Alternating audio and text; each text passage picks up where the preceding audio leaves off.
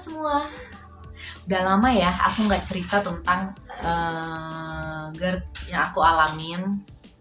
Udah lama aku nggak share sama teman-teman semua tentang anxiety sama GERD yang aku alamin gitu.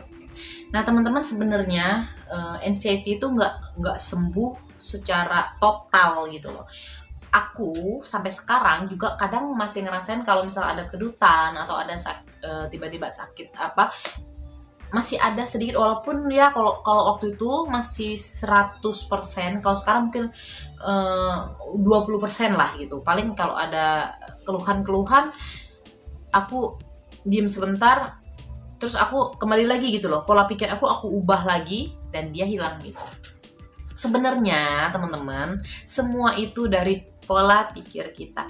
Oh iya, by the way, aku udah lama banget ya nggak upload karena aku sibuk menjalani hari-hari aku dengan bahagia gitu loh, tanpa anxiety yang berlebihan. Tapi ya aku bilang tadi, itu nggak akan bisa hilang 100%, itu akan ada tetap di kepala kita.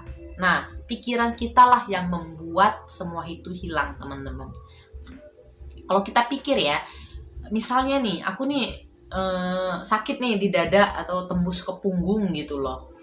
Nah, setelah aku pikir-pikir, setelah misalnya aku lagi ngerasain, terus aku mikir lagi nih, emang aku aja yang ngalamin gitu? Kan banyak orang yang ngalamin kayak gitu, dan mereka masih hidup sampai sekarang. Nah, itu yang menjadi semangat aku gitu loh.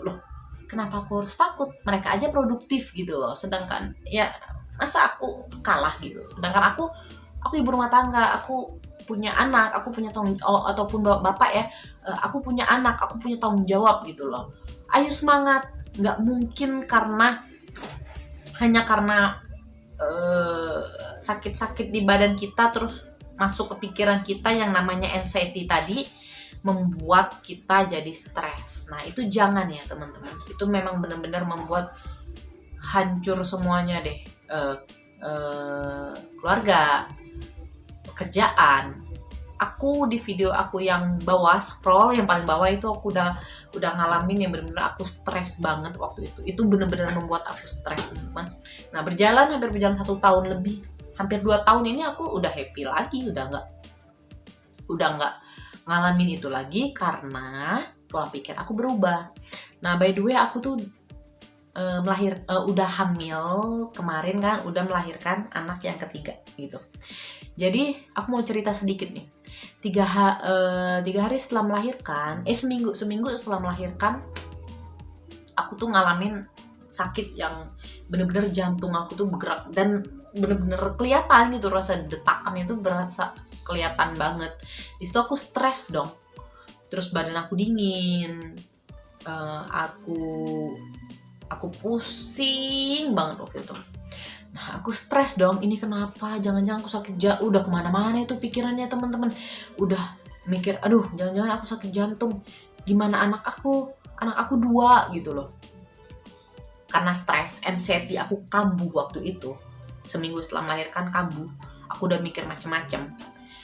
Ke rumah sakit lah aku kan, diimpus, ternyata memang darah tinggi. Karena aku banyak pikiran, karena yang enggak itu karena mungkin hormon selama ini kan enggak pemikiran tuh muncul di kepala aku. Akhirnya aku dirawat, terus aku di ronsen, teman-teman. Pas aku di ronsen, bukan di ronsen dong, di toraks, di foto toraks gitu, tenggorokan sama jantung segala macam. Di hasil ronsennya itu dibuat aku pembekakan jantung. Nah, makin stres nggak tuh di situ? Stres banget, teman-teman. Suami aku di sebelah aku yang nemenin, udah aku bilang, kamu jaga anak-anak ya. Kalau aku ada apa-apa, kamu jaga anak-anak kita ya, gitu. Sampai aku mikirnya sampai situ, teman-teman. Setelah besoknya aku diperiksa lagi sama dokter jantung, ternyata itu enggak. Aku nggak ada sakit jantung, teman-teman. Aku untuk rumah sakit Siloam. Maaf merek. Nah aku periksa di situ semuanya lengkap, ternyata aku nggak sakit jantung, nggak sakit apa-apa. Ternyata pengambilan foto toraksnya itu yang salah, itu harusnya kan tiduran, aku tuh diambil duduk, terus posisi aku bungkuk gitu loh. Ternyata pas aku ke dokter spesialis jantung di rumah sakit Siloam tersebut, dokternya bilang gini pas aku masuk, ibu ada sakit asam lambung, pas diperiksa di semua ya, Ibu ada sakit GERD, ada dok. Oh, ibu itu sakit GERD bu, nggak jantung. Jantung ibu baik-baik aja, jantung ibu bagus, semuanya bagus. So, hasilnya teman-teman, hasil dari rumah sakitnya ternyata aku tuh nggak sakit jantung, nggak sakit apa-apa. Di situ aku dikasih, dan aku kan dokternya lihat nih tanda-tanda anxiety aku kambuh, kayak aku kaki aku gerak-gerak, terus aku mulai panik, dok gimana, dok gimana, dok. Akhirnya dokternya bilang, ibu tenang, saya nggak berani kasih obat. Saya nggak berani kasih obat penenang karena ibu lagi menyusui. Jadi dia hanya kasih aku obat ini teman-teman. Aku rasa ini terlalu mahal sih. Biasanya aku suka pakai lambusit aja udah lumayan sih. Nah ini lancit. Jadi segini satu ini sekitar 260.000 kayaknya. Aku dikasihnya banyak banget tuh. Aku nggak minum teman-teman. Pokoknya minum 3 deh kalau nggak salah, dari 3 bulan yang lalu kan minum 3. Dan ini 1.700.000 dong segini. Kalau aku tahu aku nggak sakit jantung, aku nggak akan ke rumah sakit, mahal banget. Obat ini aja 1.700.000 dan aku dikasih obat darah tinggi. Apa ya aku lupa. Nah, aku dikasih. Di situ aku mikir dong, ya ampun, aku goblok. Aku goblok banget sih. Maksudnya masa hanya gara-gara sakit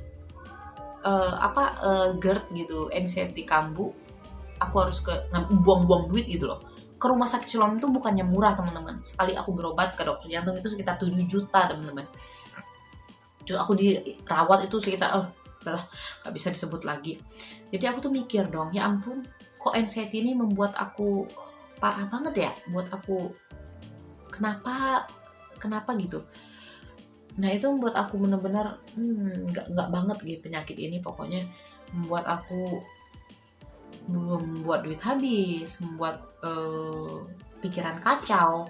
Jadi mulai dari aku pulang dari dokter jantung tuh, dibilang dokter jantung nggak kenapa-kenapa, hanya sakit aja, sakit mah. Itu aku mulai merubah pikiran. Aku bilang nggak bisa kayak gini, aku harus bangkit lagi. Kemarin aja aku udah bangkit, masa sekarang aku masih stres gitu. Dan mulai dari situ teman-teman aku bangkit lagi. Aku nggak mau dikuasain anxiety. Akhirnya aku bangkit lagi. Aku ubah pola pikir lagi. Kalau ada sesak-sesak di dada ya udah gitu, aku minum air anget gitu, aku minum, tenangin pikiran, dia bisa hilang sendiri kok teman-teman. Itu hanya karena dokternya bilang, aku kan nanya kan, dok kenapa aku jantung aku duk.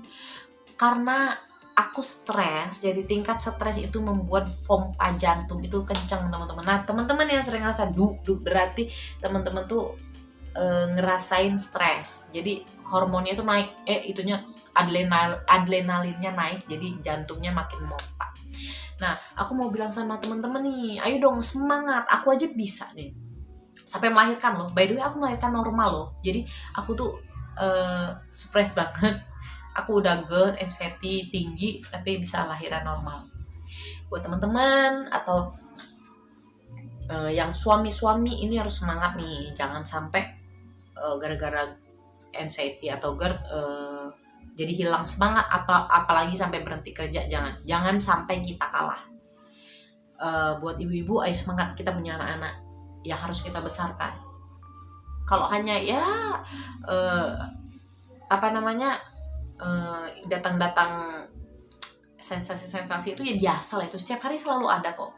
Selama kita masih bernafas itu akan selalu datang yang berkedut-kedut lah, yang sakit di daerah jantung lah, yang ngenyut di sini lah, yang di dada kayak ketusuk lah, terus yang berkedut-kedut di muka, di mata, di bagian seluruh badan lah. Aku tuh udah ngalamin dan hampir setiap hari. Ya obatnya apa? Ya udah kita aja di dalam pikiran kita aja. Ya udah kita hilangkan itu semua. Kita mau jalani hidup kita.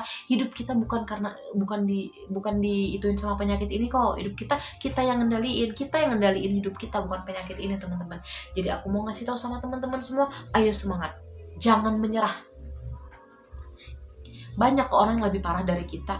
Kita cuma sakit sensasi-sensasi yang kita takutin aja sebenarnya. Banyak kok yang sakit kanker, yang sakit yang lebih parah lah pokoknya. Tapi mereka semangat kok hidup, semangat menjalani hari. Ayo dong teman-teman, jangan lupa berdoa juga. Jangan lupain yang di atas. Ya, kalau kita dekat sama yang di atas, percayalah saat anxiety atau ketakutan datang, kita akan lebih tenang, kita akan lebih kalem. kita akan lebih merasa oh nggak apa-apa ya, masih ada yang di atas gitu loh. Hidup aku nih, nyawa aku ini, yang di atasnya megang. Jadi kalau yang penyakit yang biasa-biasa itu ya udahlah, dinikmati saja kalau kata aku ya. Dinikmati aja. Kalau yang benar-benar sakit ya udah minum obat, hilangkan pikiran-pikiran jelek, pikirin yang happy-happy. Oke teman-teman, segitu aja ya video aku untuk yang untuk saat ini. Untuk di vlog kali ini, nanti aku membuat video selanjutnya. Terima kasih.